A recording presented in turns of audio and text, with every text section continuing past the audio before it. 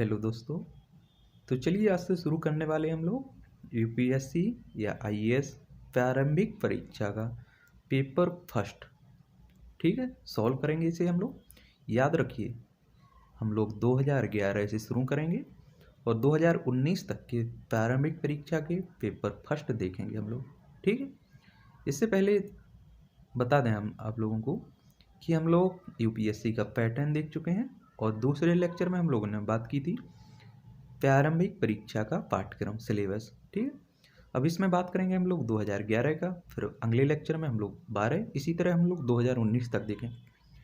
तो ये 2011 का है प्रारंभिक परीक्षा का फर्स्ट पेपर और ए सेट है। ठीक है, याद रखिए, जैसा कि आप लोगों को पहले भी बता चुके हैं, ये 2 घंटे का होता है, 200 नंबर का रहता है और 100 क्वेश्चंस रहते हैं इसमें। ठीक, चलिए पहला क्वेश्चन देखते हैं हम लोग।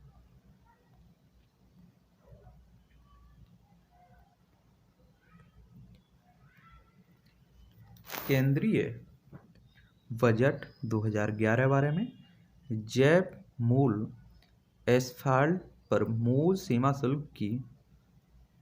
शुल्क की पूरी छूट प्रदान की गई है। इस पदार्थ का क्या महत्व है? तो याद रखिए,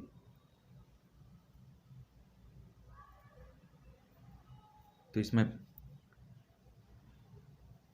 पारंपरिक एस्फाल्ट के विपरीत बायो एस्फाल्ट जीवाश्म ईंधनों पर आधारित नहीं होता है। बायो एस्फाल्ट अनवीकरणीय साधनों से निर्मित हो सकता है। बायो एस्फाल्ट जैव अपशिष्ट पदार्थों से निर्मित हो सकता है। बायो एस्फाल्ट सड़कों की ऊपरी सतह बिछाना पारिस्थितिकी के अनुकूल होगा। उपयुक्त में से कौन सा कथन सही चुनना है अपन को? तो याद रखिए, इसमें होगा बी ऑप्शन सही। कौन कौन सा? पहला सही होगा, तीसरा सही होगा, चौथा। ठीक है, तो पहले का आंसर क्या होगा हमारा? 1, 3, 4, मतलब बी ऑप्शन इसमें सही होगा हमारे। पहले का बी ऑप्शन सही होगा। ठीक है, फिर दूसरा क्वेश्चन, निम्नलिखित पर विचार करना है। कार्बन डाइऑक्साइड, नाइट्रोजन के ऑक्साइड, सल्फर के ऑक्साइड। उपयुक्त में से कौन से उत्सर्जन ऊष्मीय शक्ति संयंत्रों में कोयला दहन से उत्सर्जित होते हैं? तो याद रखिए, दूसरे का होगा हमारा डी ऑप्शन सही होगा। ठीक है, तीनों याद रखिए, दूसरे का डी होगा।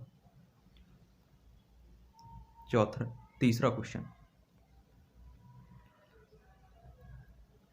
दूर संचार प्रसारण हेतु प्रयुक्त उपग्रहों को भू प्रगामी कक्षा में रखा जाता है। एक उपग्रह ऐसी कक्षा में तब होता है जब कक्षा भूतुल्यकालिक होती है, कक्षा वृत्ताकार होती है, कक्षा पृथ्वी की भूमध्य रेखा के समतल होती है, कक्षा 22,236 किलोमीटर की तुंगता पर होती है।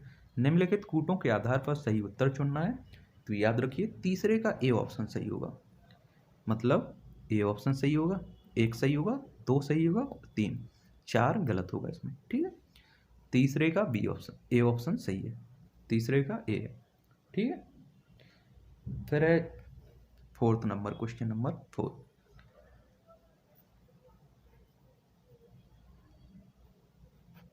हाल के वर्षों में भारत निरंतर और उच्च खाद्य स्फीति से गुजरा है। इसके क्या कारण हो सकते हैं? तो याद रखना है, उत्तरोत्तर वाणिज्यिक फसलों की खेती में प्रयुक्त होने के कारण खाद्यान्नों का कृषि क्षेत्र विगत 5 वर्षों में लगातार घटते हुए लगभग 30% घट गया है।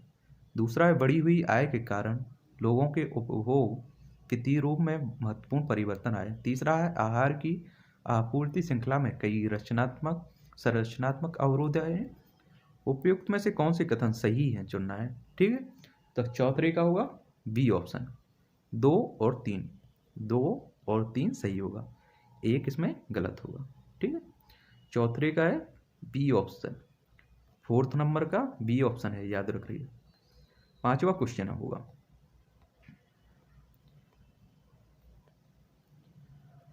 वर्तमान में वैज्ञानिक किसी गुणसूत्र में जीन इकाइयों का विन्यास अथवा उसकी सापेक्षिक स्थिति अथवा डीएनए अनुक्रमों को निर्धारित कर सकते हैं।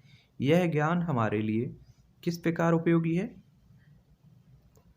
तो ये पहला है, उसकी मदद से पशुधन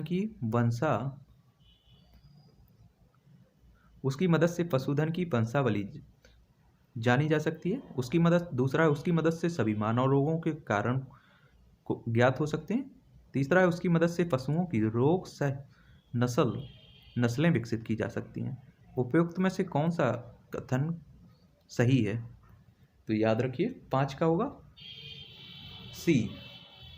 5 का सी होगा। 5 का होगा सी। 1 और 3, इसमें 1 और 3 सही होंगे। 1 और 3, ठीक है। याद रखिए 5 में सी होगा हमारा। कौन कौन से? 1 और 3। फिर छठा क्वेश्चन, आर्थिक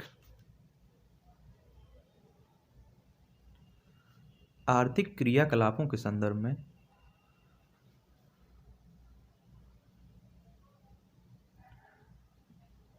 इक्कीस राष्ट्रमंडल खेलों को देखने के लिए विदेशी नागरिकों का भारत में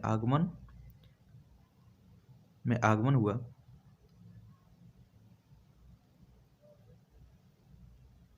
सॉरी 19 राष्ट्रमंडल 19वें खेलों को देखने के लिए विदेशी नागरिकों का भारत में आगमन हुआ। तो याद रखना छठवें का होगा निर्यात था। ये ऑप्शन होगा। 7वां, सूक्ष्म जैविक ईंधन कोशिकाएं माइक्रोबियल फ्यूल सेल ऊर्जा का धारणीय स्रोत समझी जाती हैं, क्योंकि पहला है इसमें ये जीवित जीवों को उत्प्रेरक के रूप में प्रयुक्त कर कुछ सब स्टेटों से विद्युत उत्पादन कर सकती हैं। दूसरा होगा, ये विविध प्रकार के अजैव पदार्थ सब स्टेट के रूप में प्रयुक्त करती हैं। ये जल का शोधन और विद्युत उत्पादन करने के लिए अपशिष्ट जल शोधन संयंत्रों में स्थापित की जा सकती हैं। ठीक है, तो याद रखिए इसमें होगा 7 का होगा हमारा सी ऑप्शन। 7 का होगा सी। 1 और 3 सही होगा इसमें। 7 का होगा सी। कौन सा? 1 सही होगा इसमें। ये जैविक जीवों को उत्प्रेरक के रूप में प्रयुक्त कर कुछ सब स्टेटों में से विद्युत उत्पादन कर सकती हैं। और तीसरा कौन सा है? ये जल शोधन और विद्युत उत्पादन करने के लिए अपशिष्ट जल शोधन संयंत्रों में स्थापित की जा सकती है। 8वां क्वेश्चन है निम्नलिखित में से कौन सा कथन वित्तीय उत्प्रेरक की समुचित व्याख्या करता है? तो याद रखना इसमें बी ऑप्शन होगा 8 का। यह सरकार की गहन निश्चयात्मक कार्यवाही है जिसका लक्ष्य देश में आर्थिक गतिविधियों को बढ़ावा देना है। ठीक है, 8 का होगा बी। ठीक है, याद रखिए 8 का क्या होगा? बी।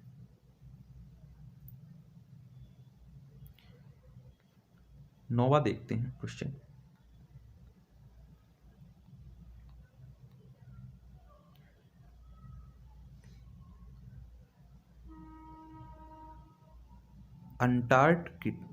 अंटार्कटिक क्षेत्र में ओजोन छिद्र का बनना चिंता का विषय है। इस छिद्र के बनने का संभावित कारण क्या है? तो याद रखना बी ऑप्शन सही होगा। विशिष्ट ध्रुवीय वातावरण तथा समतापमंडलीय बादलों की उपस्थिति तथा फ्लोरोकार्बनों का अंतर्वाह है। ठीक है, और 9 का 20 बी ऑप्शन सही है। ठीक है, फिर 10वां क्वेश्चन है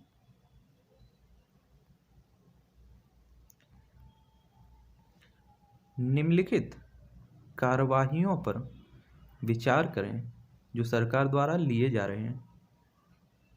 घरेलू मुद्रा का मूल्यन, निर्यातों को मिलने वाली आर्थिक सहायता में कटौती, उन उपयुक्त नीतियों को लागू करना जिससे देश में अधिक एफडीआई आए तथा एफआईआईएस से अधिक निधि आए। तो याद रखना 10 का होगा डी ऑप्शन। 10 का कौन सा होगा? डी ऑप्शन सही। 1, 3 1-3 सही होगा इसमें। घरेलू मुद्रा का उन्मूलन और उन उपयुक्त नीतियों को लागू करना जिससे देश में अधिक FDI आए तथा FIIs से अधिक निधि आए। ठीक है, 10 का D है। 11 की बात करते हैं। 11 संविधान अधिनियम 1992 जिसका लक्ष्य देश में पंचायती राज संस्थानों को प्रोत्साहित करना है, निम्नलिखित में से किन चीजों की व्यवस्था करता है? तो याद रखिए, जिला योजना समितियों का गठन करने की, राज्य निर्वाचन आयोग द्वारा सभी पंचायतों का चुनाव करने की, राज्य वित्त आयोगों की स्थापना करने की। निम्नलिखित कूटों के आधार पर सही उत्तर चुनना है। तो याद रखना 11 में भी D होगा। D ऑप्शन सही होगा, मतलब 1 और 2, 3 तीनों सही होंगे। जिला योजना समितियों का गठन, राज्य निर्वाचन आयोग द्वारा सभी पंचायतों को चुनाव करने की, राज्य वित्त आयोगों की स्थापना करने की। ठीक है, 11 का D होगा। 12 दो महत्वपूर्ण नदियां जिनमें से एक का स्रोत झारखंड में है और दूसरी जिसका स्रोत उड़ीसा में है, समुद्र में प्रवाह करने से पूर्व एक ऐसे स्थान पर संगम करती है जो बंगाल की खाड़ी से कुछ ही दूर है। यह वन्यजीव एवं जैव विविधता का प्रमुख स्थल है और सुरक्षित क्षेत्र है। निम्नलिखित में से वह स्थल कौन सा है? तो याद रखिए 12 का होगा A Bhitarkanika. Bhitarkanika A option सही है 12 का। बात करते हैं 13वां क्वेश्चन। स्फीति दर में होने वाली तीव्र वृद्धि का आरोप कभी कभी आधार प्रभाव पर लगाया जाता है। यह आधार प्रभाव क्या है? तो याद रखिए 13 का होगा C ऑप्शन सही। यह वित्तीय वर्ष की कीमतों का स्फीति दर की गणना पर आया प्रभाव। 13 का C है। फिर 14वां, भारत की गिनती जनांकीय लाभांश वाले देशों के रूप में की जाती है। ऐसा इसलिए क्योंकि यहाँ 15 से 64 वर्ष आयु की वर्ग की जनसंख्या अधिक है। याद रखना 14 का होगा B। 15वां क्वेश्चन, कार्बन क्रेडिट के संबंध में निम्नलिखित में से कौन सा कथन सही नहीं है? याद रखिए सही नहीं है पूछ रहा है, तो इसमें होगा D ऑप्शन। 15 में D होगा।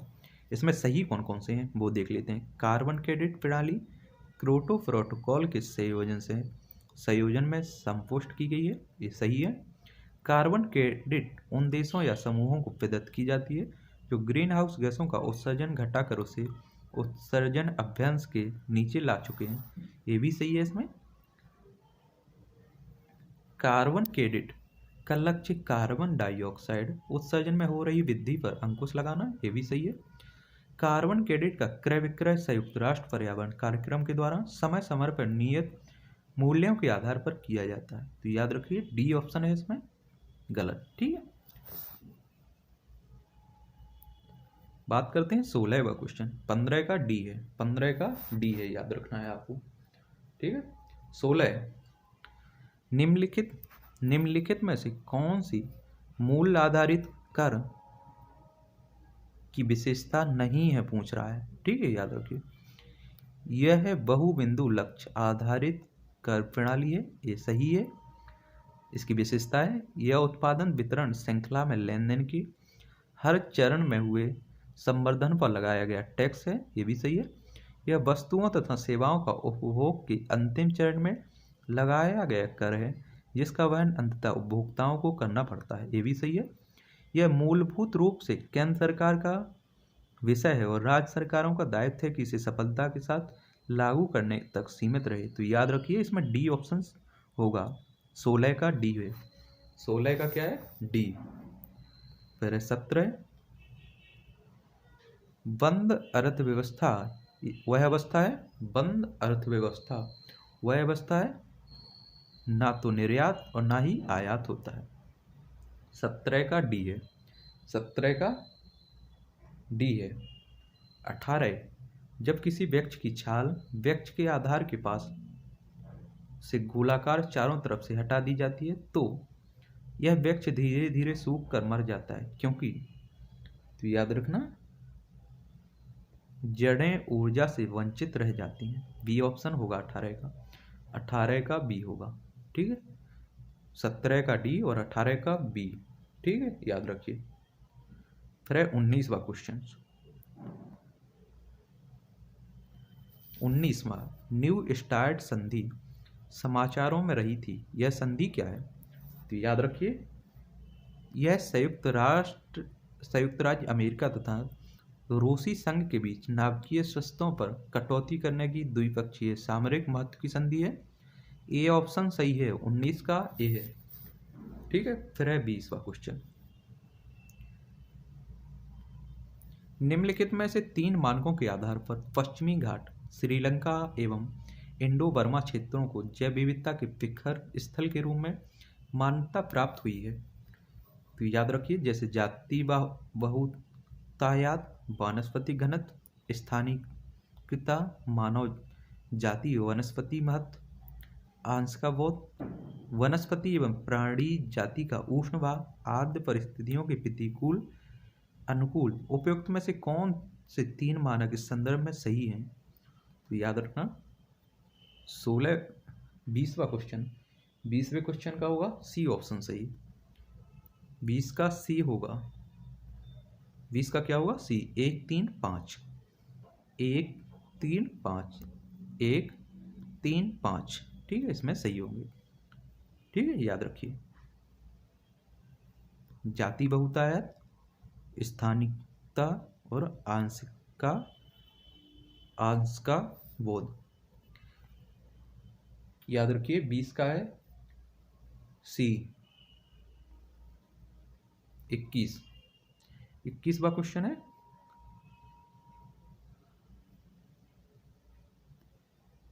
हाल के वर्षों में मानव गतिविधियों के कारण वायुमंडल में कार्बन डाइऑक्साइड की सांद्रता में बढ़ोतरी हुई है, किंतु उसमें से बहुत से वायुमंडल के नीचे भाग में नहीं रहती है क्योंकि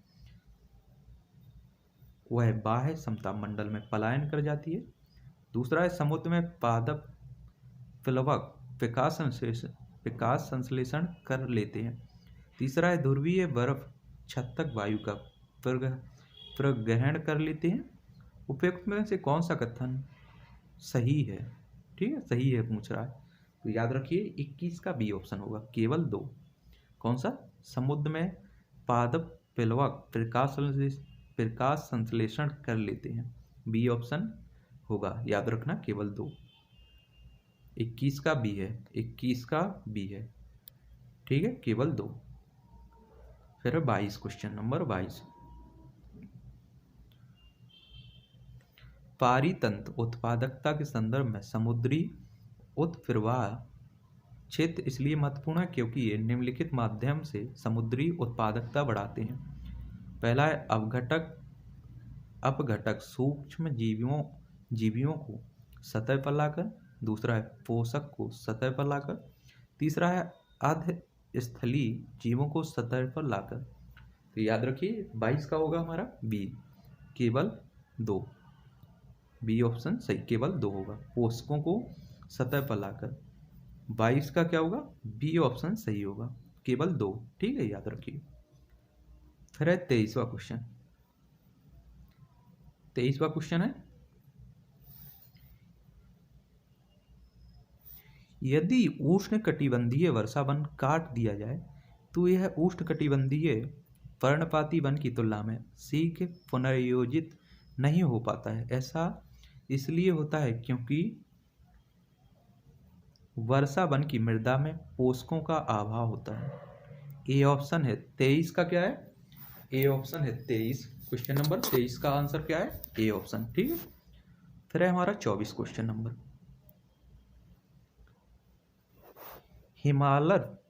हिमालय पर्वत प्रदेश जाति विविधता की दृष्टि से अत्यंत समृद्ध है।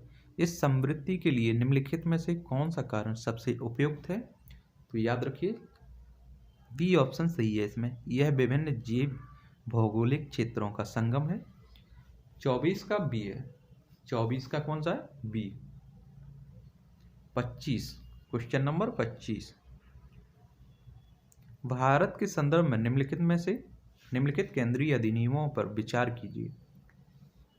आयात एवं निर्यात अधिनियम 1947, खनन एवं खनिज विकास नियमन अधिनियम 1957, सीमा शुल्क अधिनियम 1962, भारतीय वन अधिनियम 1927। उपयुक्त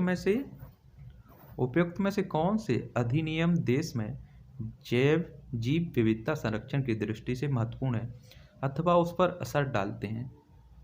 तो याद रखिए 25 का होगा हमारा सी, 25 का सी। 1 2 3 4, ठीक है, चारों सही होंगे। 25 का सी होगा, चारों सही होंगे, ठीक है। 26 क्वेश्चन नंबर, कार्ल मार्क्स ने वर्ग संघर्ष की प्रक्रिया को निम्नलिखित में से किस सिद्धांत की मदद से समझाया? तो याद रखना 26 का होगा डी, द्वंद्वात्मक भौतिकवाद। 26 का डी। 27, पृथ्वी के वायुमंडल में आयनमंडल कहलाने वाली परत रेडियो संचार को सुसाध्य बनाती है, क्यों?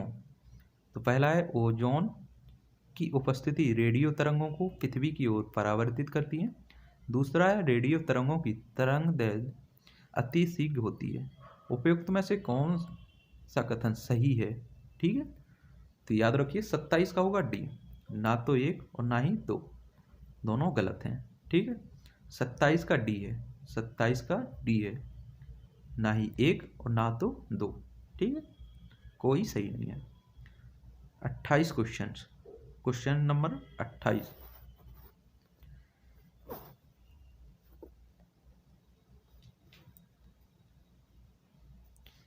प्रत्यक्ष विदेशी निवेश तथा संस्थागत विदेशी निवेशक दोनों ही किसी देश में निवेश से समृद्ध हैं। निम्नलिखित में से कौन सा कथन दोनों के बीच एक महत्वपूर्ण भिन्नता को सबसे अच्छे ढंग से व्यक्त करता है? तो याद रखिए 28 का बी ऑप्शन होगा। FII व्यापक स्तर पर पूंजी उपलब्धता बढ़ाने में सहायक है, जबकि FDI का लक्ष्य केवल विशिष्ट क्षेत्रों तक सीमित होता है। 28 का बी ऑप्शन है, ठीक है, याद रखिए।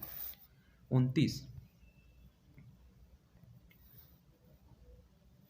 वैगन की आनुवांशिक अभियांत्रिकी से उसकी एक नई किस्म बीटी वैगन विकसित की गई है। इसका लक्ष्य क्या है? तो याद रखिए इसे नाशक जीव सह बनाना है। ए ऑप्शन सही है, 29 का ए ऑप्शन सही है।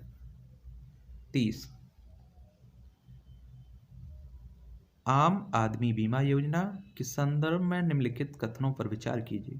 पहला है इस योजना के अंतर्गत बीमाकृत व्यक्ति भूमिहीन ग्रामीण कुटुंब के परिवार का मुखिया अथवा कमाऊ सदस्य होना चाहिए।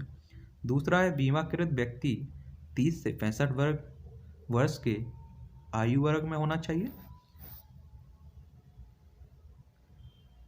तीसरा है योजना में बीमाकृत व्यक्ति के कक्षा 9 से 12 के बीच पढ़ रहे 2 बच्चों तक के लिए निःशुल्क छात्रवृत्ति का प्रावधान है। तो याद रखिए 30 का होगा हमारा सी ऑप्शन, 1 और 3, ठीक है, इसमें सही कथन होगा 1 और 3। कौन कौन सा? इस योजना के अंतर्गत बीमाकृत व्यक्ति भूमिहीन ग्रामीण कुटुंब के परिवार का मुखिया अथवा कमाऊ सदस्य होना चाहिए, ये सही है। और फिर तीसरा ऑप्शन सही है इसमें, कौन सा? तीसरा, योजना में बीमाकृत व्यक्ति के कक्षा 9 से 12 के बीच पढ़ रहे 2 बच्चों तक के लिए निःशुल्क छात्रवृत्ति का प्रावधान है। इसमें सी ऑप्शन सही है, ठीक है। 31, तेल की वैश्विक कीमतों के संदर्भ में ब्रेंट कच्चे तेल का समाचारों में प्रायः उल्लेख आता है। इस पद का क्या अभिप्राय है? तो पहला है यह कच्चे तेल का एक प्रमुख वर्गीकरण है। दूसरा है यह उत्तरी सागर से प्राप्त किया जाता है। तीसरा है यह सल्फर मुक्त होता है। उपयुक्त कथनों में से कौन सा कथन सही है? ठीक है, तो याद रखिए 31 का होगा हमारा बी ऑप्शन, केवल 1 और 2। यह कच्चे तेल का एक प्रमुख वर्गीकरण है। यह उत्तरी सागर से प्राप्त किया जाता है। ठीक है, तीसरा ऑप्शन इसमें गलत होगा, याद रखिए। तीसरा ऑप्शन क्या होगा, गलत होगा इसमें। फिर है 32 क्वेश्चन नंबर। एक नाभिकीय रिएक्टर में भारी जल का क्या कार्य होता है? एक नाभिकीय रिएक्टर में भारी जल का क्या कार्य होता है? तो याद रखना, न्यूट्रॉन की गति को कम करना। 32 का होगा ए ऑप्शन। फिर है 33 क्वेश्चन।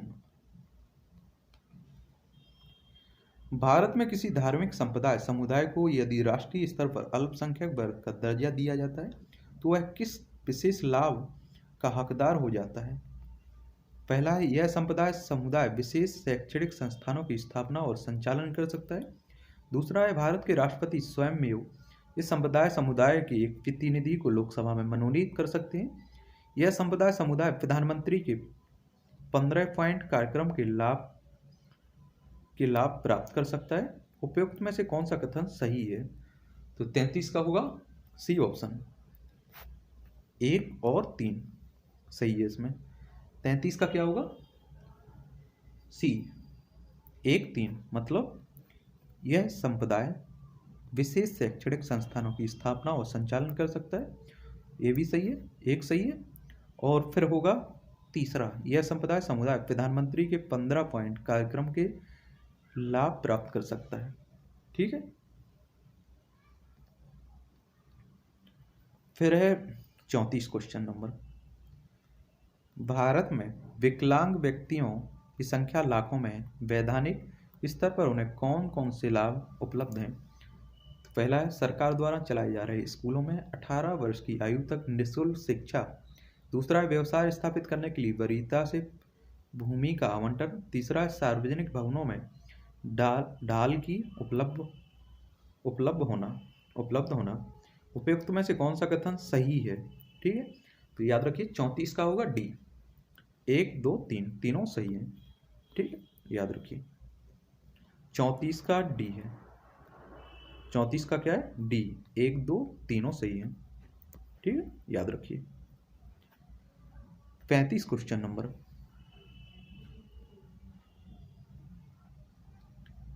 भारत सरकार मेगा फूड पार्क की अवधारणा किन किन उद्देश्यों से प्रोत्साहित कर रही है? तो याद रखिए, पहला है, खाद्य प्रसंस्करण उद्योग के लिए उत्तम अवसंरचना सुविधा उपलब्ध कराने हेतु। दूसरा है, खराब होने वाले पदार्थों का अधिक मात्रा में प्रसंस्करण करने और अपव्यय घटाने हेतु। तीसरा है, उद्यमियों के लिए उद्गामी और पारिस्थितिकी के अनुकूल आहार प्रसंस्करण प्रौद्योगिकियां उपलब्ध कराने हेतु। ठीक है, तो इसमें होगा 35 में बी ऑप्शन, 1 और 2 सही होंगे इसमें। ठीक है, 35 में बी ऑप्शन सही है। फिर है 36वां क्वेश्चन। भारत की संचित निधि से निधि निकालने के लिए निम्नलिखित में से किसका अनुमोदन अनिवार्य है? तो याद रखिए 36 का बी है, भारत की संसद। 36 का कौन सा है, बी। 37 question number. करों और सरकारी कामकाज के निर्वाह में हुई अन्य प्राप्तियों से संघीय सरकार को प्राप्त समूचा राजस्व जमा होता है।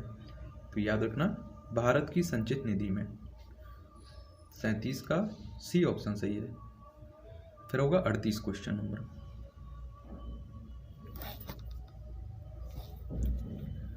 सूक्ष्म वित्त निम्न आयु वर्ग के व्यक्तियों के लिए वित्तीय सेवाओं का प्रावधान करता है।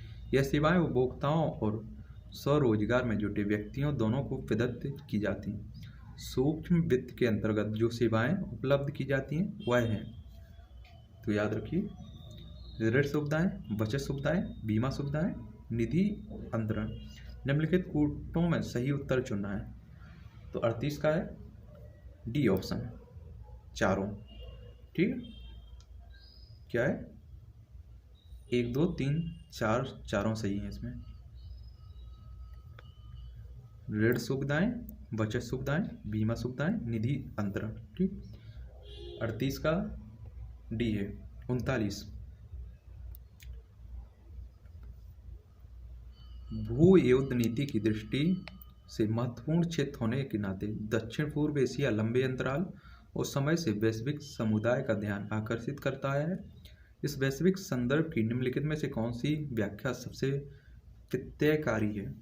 तो याद रखना 39 का होगा डी। यह प्रशांत महासागर और हिंद महासागर के बीच स्थित है और उसका चरित्र उत्कृष्ट समुद्रवर्ती है। ठीक है। फिर होगा हमारा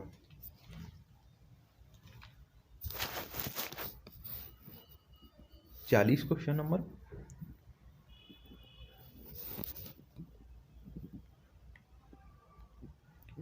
आहार उत्पादों के विक्रय में जुटी एक कंपनी यह विज्ञप्ति करती है कि उसके उत्पादों में ट्रांस वसा नहीं होती है, ट्रांस फैट्स नहीं होती है। उसके इस अभियान का उपभोक्ताओं के लिए क्या अभिप्राय है? तो पहला है, कंपनी के आहार उत्पादक हाइड्रोजनीकृत तेलों से नहीं निर्मित किए गए। दूसरा है, कंपनी के आहार उत्पाद पशु उत्पन्न वसा तेलों से नहीं निर्मित किए गए। तीसरा है, कंपनी द्वारा प्रयुक्त तेल संभवतः उपभोक्ताओं के हृदय वाहिका स्वास्थ्य को क्षति नहीं पहुंचाएगा। उपयुक्त में से कौन से कथन सही हैं? तो याद रखिए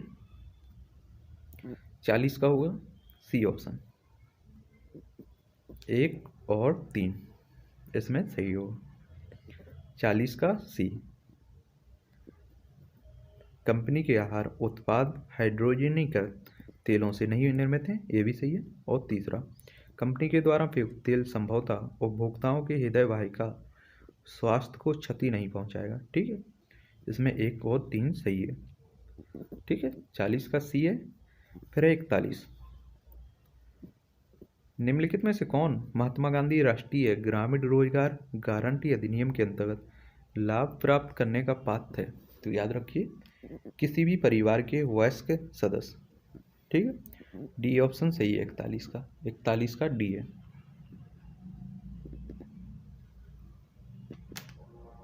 ठीक है, 41 का डी है। बात करते हैं 42। भारत की पूर्व की ओर देखो नीति के संदर्भ में निम्नलिखित कथनों पर विचार कीजिए। भारत पूर्वी एशियाई मामलों में स्वयं को एक महत्वपूर्ण क्षेत्रीय नायक के रूप में स्थापित करना चाहता है। दूसरा है, भारत शीत युद्ध समाप्त होने से उत्पन्न शून्य को भरना चाहता है। तीसरा है, भारत अपनी दक्षिण पूर्वी तथा पूर्वी एशियाई पड़ोसियों के साथ ऐतिहासिक एवं सांस्कृतिक संबंध पुनः स्थापित करना चाहता है।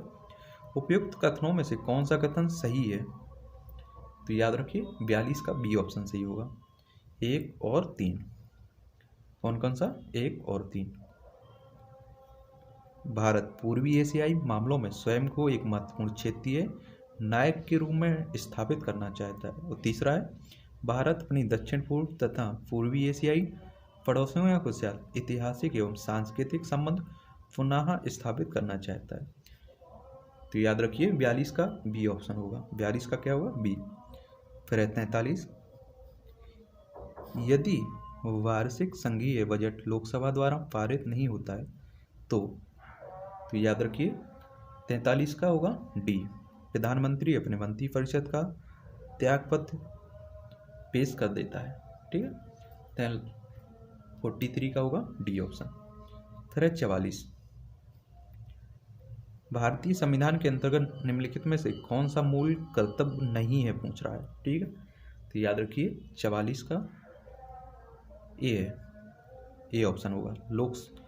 लोक चुनाव में मतदान करना, ये नहीं है। ठीक, इसमें वैज्ञानिक प्रवृत्ति विकसित करना, ये है ऑप्शन, मौलिक कर्तव्य है।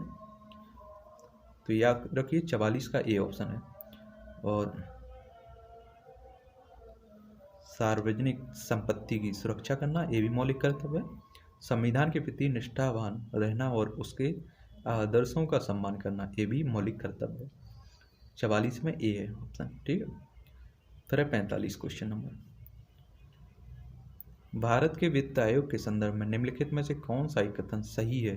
ठीक है, तो याद रखिए इसमें डी ऑप्शन सही। इस संदर्भ में उपयुक्त ABC कथनों में से कोई भी कथन सही नहीं है।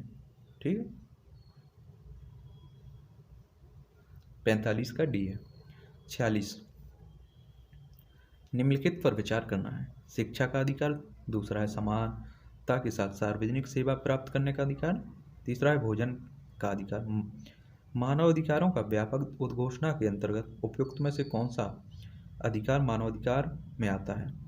तो याद रखिए 46 का होगा हमारा डी ऑप्शन। 46 का क्या होगा? डी। 1 2 3। ठीक है, तीनों आते हैं। शिक्षा का अधिकार ये भी है, सही है। समानता के साथ सार्वजनिक सेवा प्राप्त करने का अधिकार ये भी सही है। तीसरा भोजन का अधिकार ये भी सही है। 46 का डी है। फिर है 47,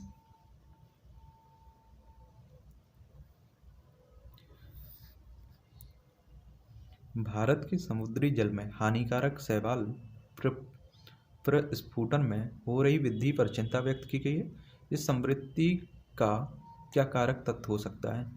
पहला है ज्वार नद मुख से पोषकों का रिसाव, दूसरा है मानसून में भूमि से जल प्रवाह, तीसरा है समुद्रों में उत्प्रवाह।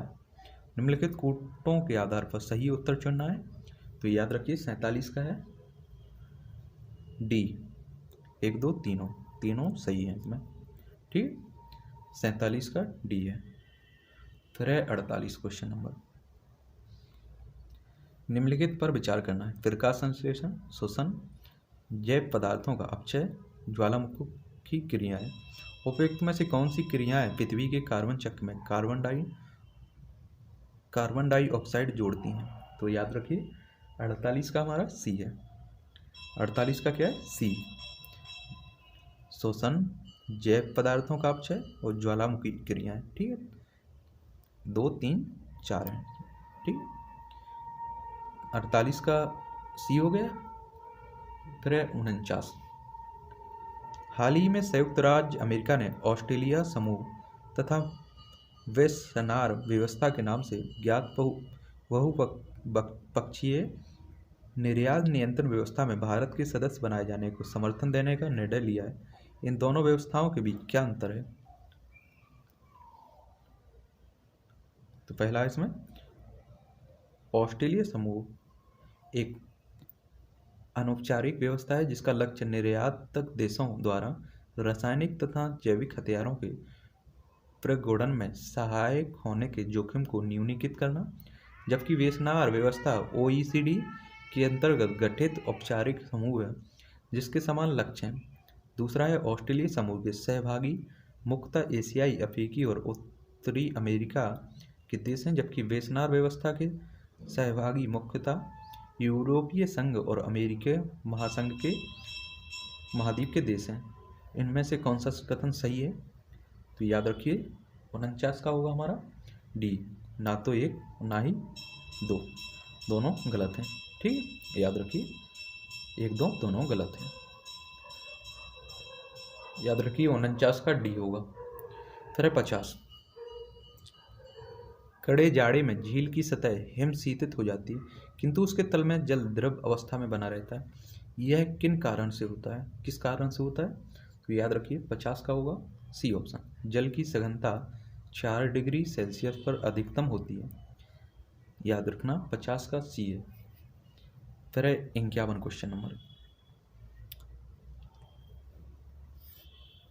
बलुई और लवणीय क्षेत्र एक भारतीय पशु जाति का प्राकृतिक आवास है। उस क्षेत्र में उस पशु की कोई परभक्षी नहीं है किंतु आवास ध्वंस होने के कारण उसका अस्तित्व खतरे में है। यह पशु निम्नलिखित में से कौन सा हो सकता है? तो याद रखिए भारतीय वन्य गधा। बी ऑप्शन सही है 51 का बी है। फिर है क्वेश्चन नंबर 52,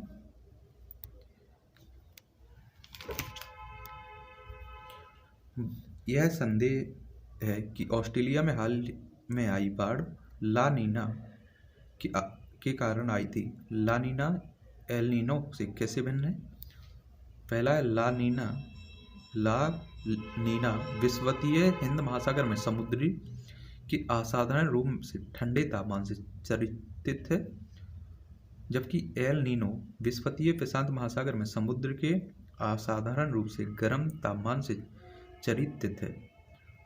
एल नीनो का भारत की दक्षिण पश्चिम मानसून पर प्रतिकूल प्रभाव पड़ता है, किंतु ला नीना का मानसूनी जलवायु पर कोई प्रभाव नहीं पड़ता है। उपयुक्त में से कौन सा कथन सही है? तो याद रखिए 52 का है, 52 का डी, ना तो एक और ना ही बी, दो, कोई भी कथन इसमें सही नहीं है। ठीक है, याद रखिए। फिर होगा हमारा 53 क्वेश्चन। 1793 में लॉर्ड कॉर्नवालिस की भू व्यवस्था प्रणाली लागू होने के बाद कानूनी विवादों की प्रवृत्ति में बढ़ोतरी देखी गई। निम्नलिखित प्रावधानों में से किस एक को सामान्यतः इसके कारण के रूप में जोड़ कर देखा जा सकता है? तो याद रखना 53 का होगा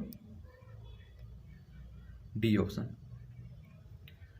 उपयुक्त ए, बी तथा सी कथनों में से कोई भी कथन सही नहीं है।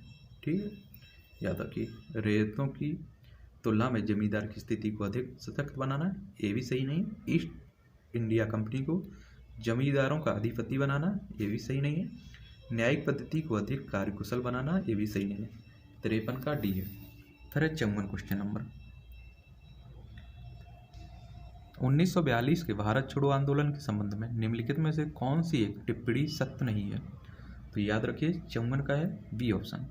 उसका नेतृत्व महात्मा गांधी ने किया था, एक गलत है। ठीक, यह आंदोलन अहिंसक था, यह आंदोलन स्वतः प्रवर्तित था, इसके सामान्य श्रमिक वर्ग को आकर्षित नहीं किया गया था। तो याद रखिए ए, बी, सी सही होगा। इसमें इसका नेतृत्व महात्मा गांधी ने नहीं किया था, ये गलत है। ठीक, 54 का बी होगा ऑप्शन। ठीक, फिर 55। भारत में 19वीं शताब्दी के जनजातीय विद्रोह के निम्नलिखित में से कौन से तत्व ने साझा कारण मुहैया किया? तो याद रखिए 55 का होगा डी, जनजातीय समुदायों की प्राचीन भूमि संबंधी व्यवस्था का संपूर्ण विदारण। ठीक है, 55 का डी है। फिर है 56 क्वेश्चन। भारत ने दक्षिण पूर्वी एशिया के साथ अपने आरंभिक सांस्कृतिक संपर्क तथा व्यापारिक संबंध बंगाल की खाड़ी के पार बना रखे थे। निम्नलिखित में से कौन सी बंगाल की खाड़ी के इस उत्कृष्ट आरंभिक समुद्री इतिहास के सबसे विश्वसनीय व्याख्या हो सकती है? तो याद रखिए 56 का होगा सी, बंगाल की खाड़ी में चलने वाली मानसून हवाओं ने समुद्री यात्राओं को सुगम बना दिया था। याद रखिए 56 का सी ऑप्शन सही है। ठीक है, फिर है 57 क्वेश्चन नंबर।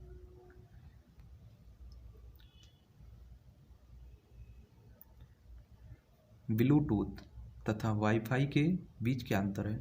तो याद रखिए ए ऑप्शन सही है। ब्लूटूथ 2.4 GHz रेडियो आवृत्ति पट प्रयुक्त करता है, जबकि वाईफाई 2.4 GHz अथवा 5 GHz आवृत्ति पट प्रयुक्त कर सकता है। ठीक, 57 का डी है, 57 का डी, सॉरी 57 का ए है ऑप्शन। ठीक, 57 का ए। फिर है 58वां क्वेश्चन। 58, सूक्ष्म सिंचाई की पद्धति के संदर्भ में निम्नलिखित में से कौन सा कथन सही है?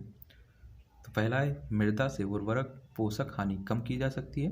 दूसरा है यह वर्षाधीन खेती की सिंचाई का एकमात्र साधन है।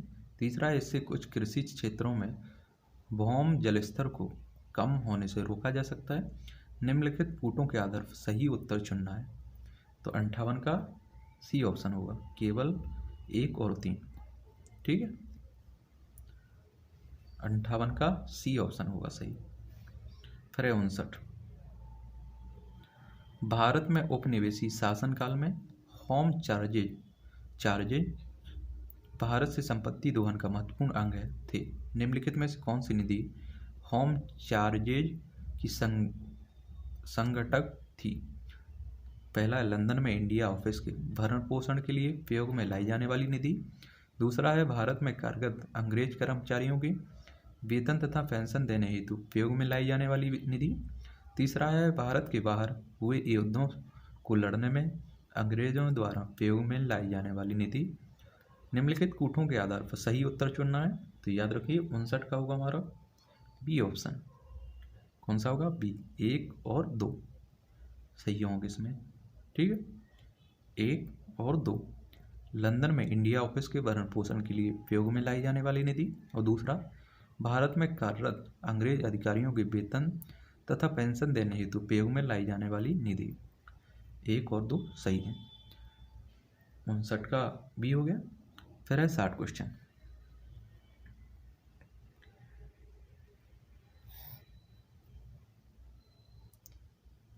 खेड़ा के किसानों के पक्ष में महात्मा गांधी के सत्याग्रह संगठित करने का क्या कारण था?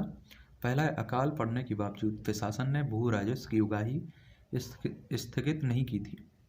दूसरा है प्रशासन का यह प्रस्ताव था कि गुजरात में स्थायी बंदोबस्त लागू कर दिया जाए। उपयुक्त में से कौन सा कथन सही है? तो याद रखना ए ऑप्शन सही है इसमें। अकाल पड़ने के बावजूद प्रशासन ने भू राजस्व की उगाही स्थगित नहीं की थी। 60 का ए है। ठीक। फिर है 61 क्वेश्चन। जीव विविधता निम्नलिखित माध्यम द्वारा मानव अस्तित्व का आधार बनी। तो याद रखना पहला है मृदा निर्माण, दूसरा है मृदा अपरदन की रोकथाम, तीसरा है अपशिष्ट का पुनर्चक्रण, तीसरा है सस्य परागण। निम्नलिखित कूटों के आधार पर सही उत्तर चुनना है। तो 61 का होगा हमारा डी। 61 का क्या होगा? डी।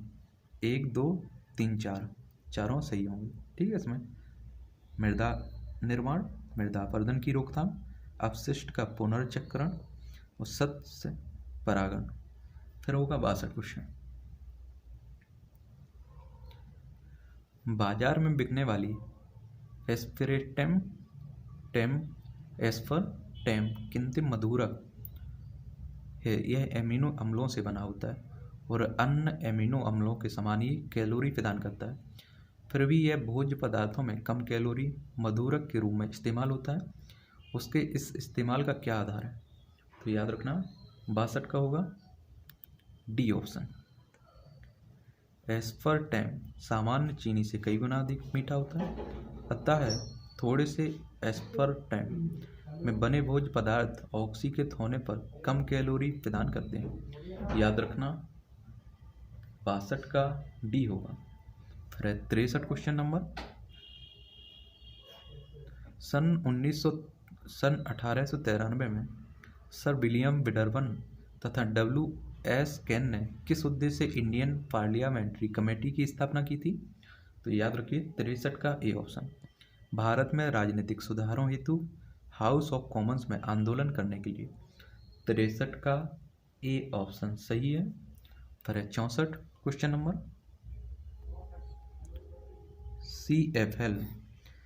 CFL तथा LED लैंप में क्या अंतर है? तो पहला है प्रकाश उत्पन्न करने के लिए CFL पारावाष्प और संदीपक का उपयोग करता है, जबकि LED लैंप अर्धचालक पदार्थों का उपयोग करता है। दूसरा है CFL की औसत जीवन अवधि LED लैंप से बहुत अधिक है। तीसरा है LED लैंप की तुलना में CFL कम ऊर्जा सक्षम है। उपयुक्त में से कौन सा कथन सही है? तो याद रखिए 64 का होगा सी ऑप्शन। 1 और 3। ठीक है। प्रकाश उत्पन्न करने के लिए CFL पारावाष्प और संदीपक का उपयोग करता है, जबकि LED लैंप अर्धचालक पदार्थ का उपयोग करता है। ये भी सही है। और तीसरा सही है, LED लैंप की तुलना में CFL कम ऊर्जा सक्षम है। ठीक है, 64 का सी ऑप्शन है। 65 क्वेश्चन नंबर। हाल में ऑयल जेपर समाचारों में था, यह क्या है? तो याद रखिए यह तेलीय पंख तथा बिखरे हुए तेल के उपचार हेतु पारिस्थितिकी के अनुकूल विकसित प्रौद्योगिकी है। 65 का हमारा ए है। फिर 66। एक विवाहित दंपत्ति ने एक बालक को गोद लिया। इस के कुछ वर्ष उपरांत उन्हें जुड़वा पुत्र हुआ। दंपत्ति में एक का रक्त वर्ग AB पॉजिटिव है, दूसरे का O नेगेटिव है। तीनों पुत्रों में से कौन एक रक्त वर्ग A पॉजिटिव, दूसरे का B पॉजिटिव और तीसरे का O पॉजिटिव है? गोद लिए गए पुत्र का रक्त कौन सा है? याद रखिए, इसमें होगा 66 में A ऑप्शन, O पॉजिटिव। ठीक है, 66 का A है। फिर है 67।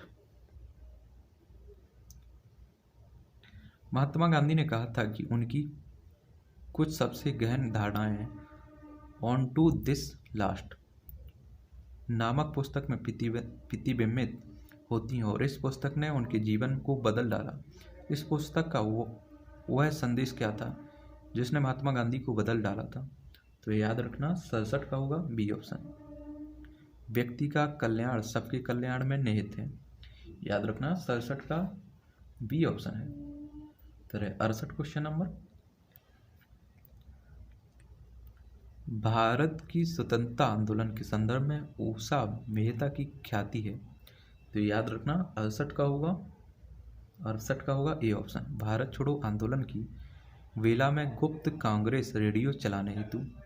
68 का A ऑप्शन है, 68 का A ऑप्शन है। फिर 69 क्वेश्चन नंबर, ऑप्टिकल डिस्क का नया फॉर्मेट जो ब्लू रे डिस्क के नाम से जाना जाता है लोकप्रिय हो रहा है। यह परंपरागत DVD से किस प्रकार भिन्न है? तो पहला है, इसमें DVD मानक परिभाषा वीडियो को समर्पित करता है, जबकि BD उच्च परिभाषा वीडियो को समर्पित करता है। DVD की तुलना में BD फॉर्मेट की भंडारण क्षमता कई गुना अधिक है। BD की मोटाई 2.4 mm, जबकि DVD की मोटाई 1.2 mm। उपयुक्त में से कौन सा कथन सही है?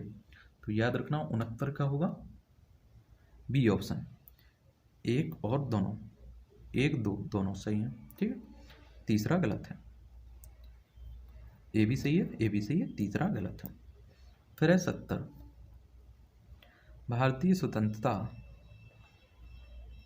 भारतीय स्वतंत्रता आंदोलन के काल के संदर्भ में नेहरू रिपोर्ट में निम्नलिखित में से किसकी अनुशंसा की गई थी? तो पहला है भारत के लिए पूर्ण स्वतंत्रता, दूसरा है अल्पसंख्यकों हेतु आरक्षित स्थानों के लिए संयुक्त निर्वाचन, तीसरा है संविधान में भारतीयों के लिए मौलिक अधिकारों का प्रावधान। निम्नलिखित कूटों के आधार पर सही उत्तर चुनना है। तो याद रखना 70 का होगा B, केवल 2 और 3, अल्पसंख्यक हेतु आरक्षित स्थानों के लिए संयुक्त निर्वाचन, और तीसरा सही है संविधान में भारतीयों के लिए मौलिक अधिकारों का प्रावधान।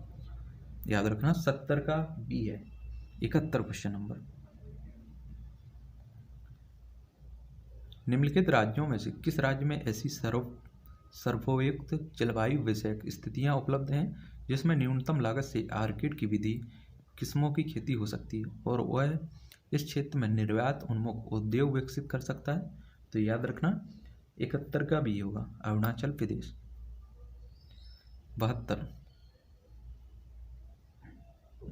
निम्नलिखित में से कौन सा स्थल वनस्पति संरक्षण हेतु 100 स्थान पद्धति नहीं है? तो याद रखिए 72 का होगा B, वनस्पति उद्यान। 72 का B है। फिर है 73, निम्नलिखित कथनों पर विचार कीजिए। भारत में महानगर योजना समिति है। पहला है भारतीय संविधान के प्रावधानों के अंतर्गत गठित होती है, दूसरा है उन महानगरीय क्षेत्रों के लिए विकास योजना प्रारूप तैयार करती है, तीसरा है उस महानगरीय क्षेत्र में सरकार की प्रायोजित योजनाओं को लागू करने का पूर्ण दायित्व पूरा करती है। उपयुक्त कथनों में से कौन सा कथन सही है? तो याद रखिए 73 का होगा A ऑप्शन, केवल 1 और 2। ठीक है, भारतीय संविधान के प्रावधानों के अंतर्गत गठित होती है, दूसरा है उन महानगरीय क्षेत्रों के लिए विकास योजना प्रारंभ करती है, तीसरा गलत होगा इसमें। ठीक है, 73 का A ऑप्शन है। 73 का A है। 74 क्वेश्चन नंबर, लेखानुमोदन और अंतरिम बजट के बीच क्या अंतर है? स्थायी सरकार लेखानुमोदन के प्रावधानों का प्रयोग करती है, जबकि कार्यवाहक सरकार अंतरिम बजट के प्रावधान का प्रयोग करती है। दूसरा है लेखानुमोदन सरकार के बजट के व्यय पक्ष मात्र से संबद्ध होता है, जबकि अंतरिम बजट में व्यय तथा आवती श्रेणी दोनों सम्मिलित होते हैं। उपयुक्त में से कौन सा कथन सही है? तो याद रखना 74 का बी होगा। 74 का बी होगा। कौन सा? केवल 2। लेखानुमोदन सरकार के बजट के व्यय पक्ष मात्र से संबद्ध होता है, जबकि अंतरिम बजट में व्यय तथा आवती दोनों सम्मिलित होते हैं। 74 का बी है। 74 का बी है। 75 अंतर्राष्ट्रीय मुद्रा कोष के संबंध में निम्नलिखित में से कौन सा कथन सही है? तो याद रखिए 75 का होगा सी। यह केवल सदस्य देशों को ऋण प्रदान करता है। 75 का सी है। 75 का क्या है? सी। ठीक है। फिर है 76 क्वेश्चन नंबर। 2004 की सुनामी ने लोगों को यह महसूस करा दिया कि गरान तटीय आपदाओं के विरुद्ध विश्वसनीय सुरक्षा वाड़ी का कार्य कर सकते हैं। गरान सुरक्षा वाड़ी के रूप में किस प्रकार कार्य करते हैं? तो याद रखिए 76 का होगा हमारा डी ऑप्शन। गरान के वृक्ष अपनी सघन जड़ों के कारण तूफान और ज्वार भाटे से नहीं उखड़ते हैं। ठीक है। 76 का डी। 77 जैन धर्म के अनुसार सृष्टि की रचना एवं पालन पोषण है। तो याद रखना 77 का होगा ए ऑप्शन। 77 का क्या होगा? सार्वभौमिक विधान से। 77 का ए है। 78 क्वेश्चन नंबर। मृदा लवड़ी भवन मृदा में एकत्रित सिंचित जल के वाष्पीकृत होने से पीछे छोटे नमक और खनिजों से उत्पन्न होता है। सिंचित भूमि पर लवणी भवन का क्या प्रभाव पड़ता है? तो याद रखना 78 का बी। यह कुछ मृदाओं को अपरागम बना देता है। 78 का बी होगा। 78 का बी होगा। फिर 79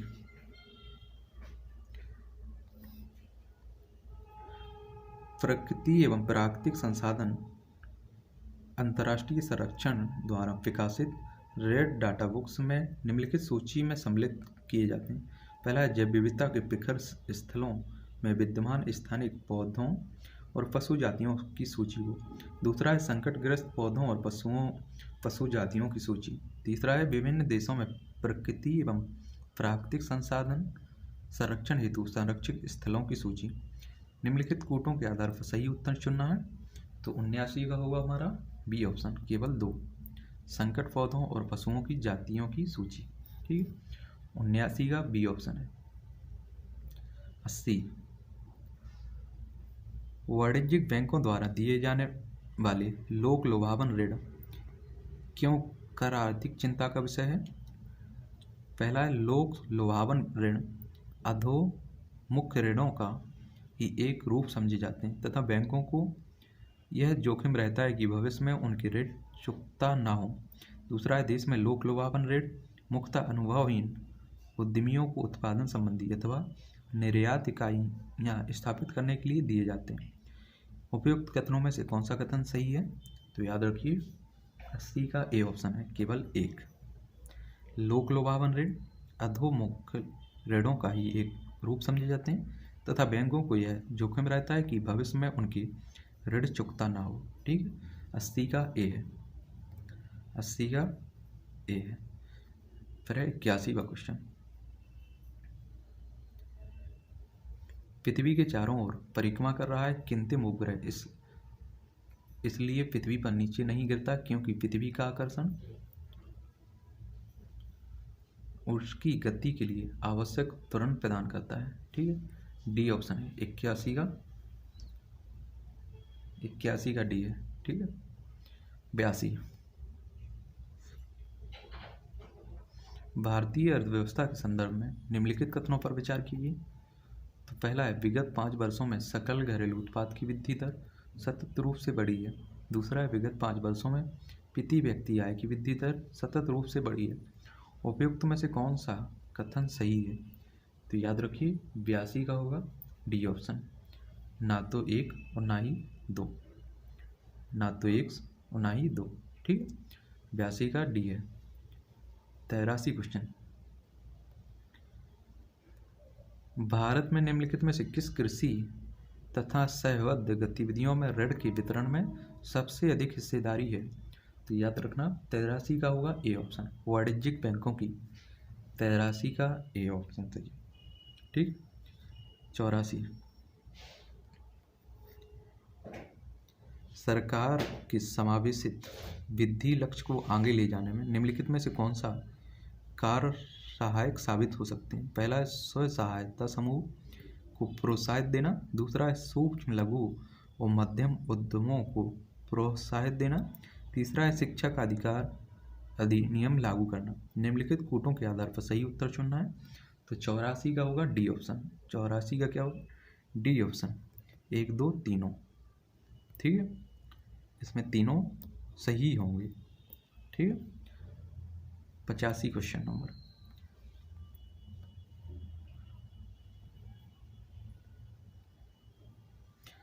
भारत सरकार केंद्रीय सार्वजनिक क्षेत्र उद्यमों में लगी अपनी इक्विटी का निवेश क्यों कर रही है? तो पहला, सरकार अपनी इक्विटी के विनिवेश से मिले राजस्व का उपयोग मुख्यतः अपने बाह्य ऋण को लौटाने में करना चाहती है। दूसरा, सरकार अब CPSES के प्रबंधन का नियंत्रण अपने हाथों में नहीं रखना चाहती। तो याद रखिए 85 का होगा डी ऑप्शन। 85 का क्या होगा? डी, ना तो 1 सही है और ना ही 2। ठीक है, 85 हमारा डी है। फिर 86 क्वेश्चन नंबर,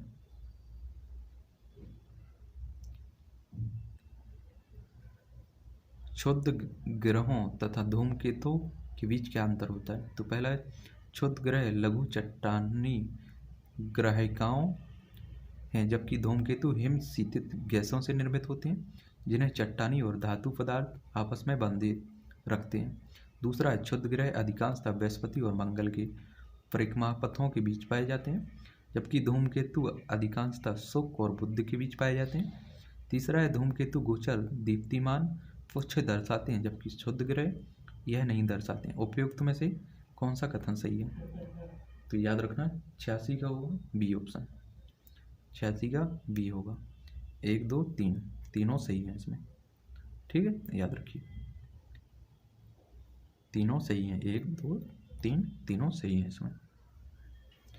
87 क्वेश्चन नंबर, आर्थिक विकास सामान्यतः युग्मित होता है। तो याद रखना है आर्थिक विकास युग्मित होता है स्फीति के साथ। याद रखना 87 का बी है। 88,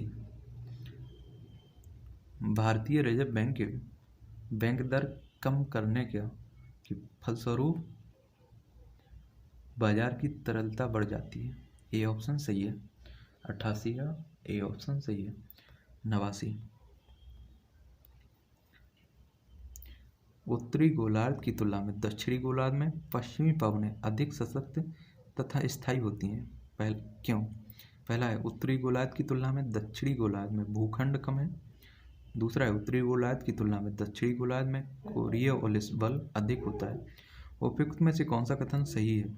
तो याद रखिए 89 का ए ऑप्शन होगा, केवल एक। उत्तरी गोलार्ध की तुलना में दक्षिणी गोलार्ध में भूखंड कम है। 89 का ए ऑप्शन सही है। फिर है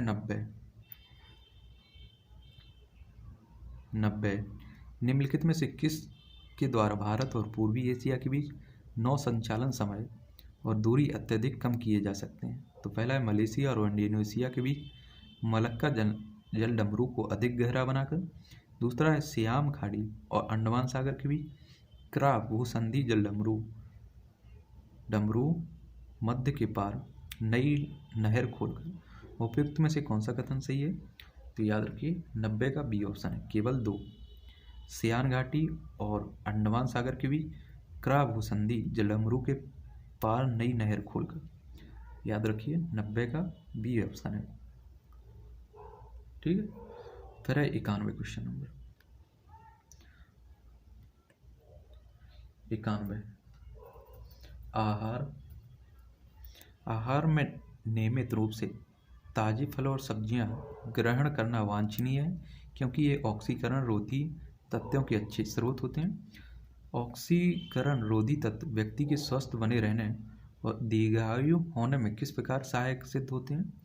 तो याद रखिए 91 का सी होगा, इसमें 91 का सी होगा। इस शरीर में चयापचय के उपोत्पाद के रूप में उत्पन्न मुक्त मूलकों को निष्क्रिय बनाते हैं। सी ऑप्शन है, ठीक है। 91 का 52 क्वेश्चन नंबर। सिंधु घाटी सभ्यता के संदर्भ में निम्नलिखित कथनों पर विचार कीजिए। यह प्रमुखतः लौकिक सभ्यता थी तथा उसमें धार्मिक तत्व यद्यपि उपस्थित था, वर्चस्वशाली नहीं था। दूसरा है, उस काल में भारत में कपास के से वस्त्र बनाए जाते थे। उपयुक्त कथन में कौन सा सही है? तो याद रखना 52 का सी है, दोनों सही है, ठीक है। 1 और 2 दोनों सही है। 93 question number. Question number 93। Ganga के निचले मैदानों की यह विशेषता है कि यहाँ वर्ष भर जलवायु उच्च तापमान के साथ आर्द्र बनी रहती है। इस क्षेत्र के लिए निम्नलिखित फसलों के युग्मों में से कौन सा युग्म सबसे उपयुक्त है? तो याद रखिए 93 का सी है, धान और जूट। 93 सी है। 94 अफ्रीकी और यूरेशियाई मरुस्थल क्षेत्र के निर्माण का मुख्य कारण क्या है और क्या क्या हो सकते हैं इसमें? तो पहला है, यह उपोष्ण उच्च दाब कोशिकाओं में अवस्थित है। दूसरा है, यह उष्ण महासागर धाराओं के प्रभाव क्षेत्र में पड़ता है। इस संदर्भ में उपयुक्त में से कौन सा कथन सही है? तो याद रखना 94 का ए है, केवल एक। यह उपोष्ण उच्च दाब कोशिकाओं में अवस्थित है, ठीक है। 95 क्वेश्चन नंबर। समतापमंडल के निचले भाग में जेट विमान बहुत आसानी और निर्विघ्नता के साथ उड़ सकते हैं। इसका उपयुक्त स्पष्टीकरण क्या है? पहला है, समतापमंडल के निचले भाग में बादल या जलवाष्प नहीं होते हैं। दूसरा है, समतापमंडल के निचले भाग में ऊर्ध्वाधर पवन नहीं होते हैं। इस संदर्भ में उपयुक्त कथनों में से कौन से कथन उपयुक्त स्पष्टीकरण है? तो याद रखना 95 का होगा सी। 1 और दोनों सही है, ठीक। फिर है 96 क्वेश्चन नंबर। निम्नलिखित कथनों पर विचार करना है। पहला है, उच्चतर अक्षांशों की तुलना में निम्नतर अक्षांशों में जीव विविधता सामान्यता अधिक होती है। दूसरा है, पर्वतीय प्रवणताओं में उच्चतर उन्नतांशों की तुलना में निम्न उत्तांशों में जैव विविधता सामान्यता अधिक होती है। उपयुक्त में से कौन सा कथन सही है? तो याद रखिए 96 का हमारा होगा सी ऑप्शन। 1 और 2 दोनों सही हैं, ठीक है। 96 का सी है। फिर है 97 क्वेश्चन नंबर। तिब्बत में उत्पत्ति पाने वाली ब्रह्मपुत्र, इरावदी और मेकांग नदियां अपने ऊपरी पाटों में संकीर्ण और समांतर पर्वत श्रेणियों से होकर प्रभावित होती हैं। इन नदियों में ब्रह्मपुत्र भारत में प्रविष्ट होने से ठीक पहले अपने प्रवाह में एक यूटर्न लेती हैं। यह यूटर्न क्यों बनता है? तो याद रखना 57 का बी ऑप्शन। यह भू विज्ञानिकीय तरुण हिमालय के अक्ष संघीय नमन के कारण। बी ऑप्शन है, ठीक है। 57 का। फिर है 58। निम्नलिखित विशेषताओं में भारत के एक राज्य की विशेषताएं, उसका उत्तरी भाग शुष्क एवं अर्ध शुष्क है। दूसरा है, उसके मध्य भाग में कपास का उत्पादन होता है। तीसरा है, उस राज्य में खाद्य फसलों की तुलना में नगद फसलों की खेती अधिक होती है। उपयुक्त सभी विशेषताएं निम्नलिखित में से किस राज्य में पाई जाती हैं? तो याद रखना 58 बी गुजरात। 98 का बी है। फिर 99 आभासी निजी परिपथ क्या है? आभासी निजी परिपथ क्या है? इसमें बी ऑप्शन सही है।